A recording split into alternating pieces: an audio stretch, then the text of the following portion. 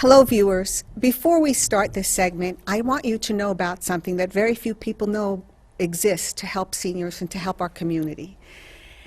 When certain seniors get to a certain point, sometimes they're no longer able to drive. And you may have run into the situation as we did that you need to take dad's or mom's keys.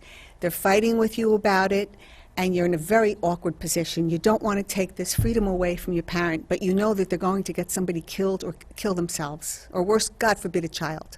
So I want you to know that there's a certain form that you can get. The Department of Motor Vehicles will tell you the name of the form. You can then fax this form to your loved one's physician and ask them to sign it, because they will then send it to the state.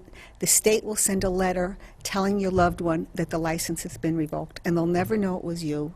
It's a sad situation, but you could save a life. God forbid. You see they're getting into fender benders. Would you give a drunk driver the keys? I wouldn't. And I took a stand with my father-in-law after he had a couple of fender benders, and he kept saying his foot slipped off. I see he's going to kill somebody. I don't want this on my conscience, and I'm not going to fight with a 6'5" man to give me his keys either, or let him feel it was my fault. So get your physicians involved, and physicians, I have to tell you, you see somebody walking into your office with a walker, they can hardly stand. You need to get aggressive with the family, please, and get this form signed and over to the state, because you could save a life. It's like a drunk driver. Like I said, you wouldn't give them the key. And if you see someone can hardly walk, can hardly hear, can hardly see, it's very sad that it is, but more importantly, think of a child's life that you might be saving who's crossing the street one day when this person who can no longer drive is coming by.